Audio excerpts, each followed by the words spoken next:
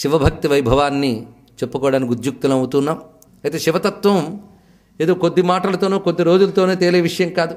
యుగాల నుండి అమ్మ సరస్వతీదేవి రాయడం మొదలుపెట్టిన ఆవిడ సంపూర్ణంగా చెప్పలేదు అని ఒక మహర్షి తెలియజేశాడు. అంటే శివతత్వం చెప్పుకోలేం, కానీ చెప్పుకోవాలంటే శివతత్వమే చెప్పుకోవాలి.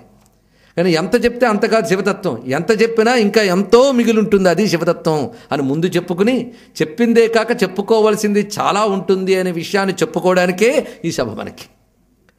అయితే ఇందులో మరొక ముఖ్యాంశం ఏమిటి అంటే, శివుని వైభవం చెప్పచ్చుగా, మన శివ భక్తి వైభవం ఏంటండి అంటే, భక్తుడు లేకపోతే భగవంతుడు ఎక్కడున్నాడండి?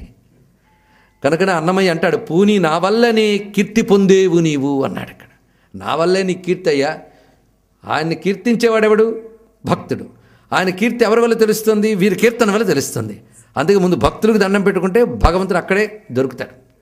చూడండి, సూర్యకాంతి నేరుగా పడితే దానికున్న ఎఫెక్ట్ కంటే ఒక అద్దంలో పడి తిరిగి మన మీద రిఫ్లెక్ట్ అవుతుంది అనుకోండి, దాని తీవ్రత మరింత గొప్పగా ఉంటుంది.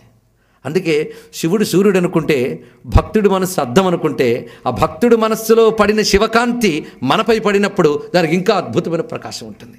అందుకే మనం భక్తుల గుండెల్లో భగవంతుడిని చూసే ప్రయత్నం చేస్తాం. పైగా భక్తులంటే సాధకులే కదా, భగవంతుడిని సాధించుకున్న వాళ్ళు. మనం సాధిస్తున్నాడరా అంటాం లోకంలో. ఈ సాధించే వాళ్ళు రకరకాలు ఉంటారు. నిజంగా సాధించాలంటే ఆయన్నే సాధించాలి. సాధనలో రకరకాలండి. బాలానా రోదనం బలని ఏడ్చి సాధిస్తారట బాలకులు. భక్తులు కూడా ఏడ్చి సాధించారు, భగవంతుడిని దింపి సాధించారు, నానా విధాలుగా సాధించారు. అలా సాధించిన భక్తుల్ని కానీ మనం బాగా పరిశీలిస్తే మనం కూడా ఆయన సాధించడం ఎలాగో తెలుసుకుంటాం.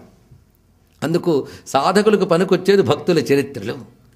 అందుకే భక్తులతో సాంగత్యం, భక్తులు కథలు చెప్పుకోవడం, ఇదంతా సత్సాంగత్యం అని చెప్తారు. పైగా సత్సంగమే ఆధ్యాత్మిక సాధనలో మొదటి మెట్టు.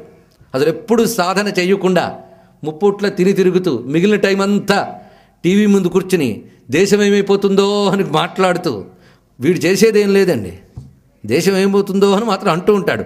నేను ఉద్యోగంలో ఉన్నప్పుడు ఫలానా మంత్రి ఇలా అన్నాడు, ఇవి మాత్రం సిద్ధం. ఇప్పుడు మాత్రం వీడికి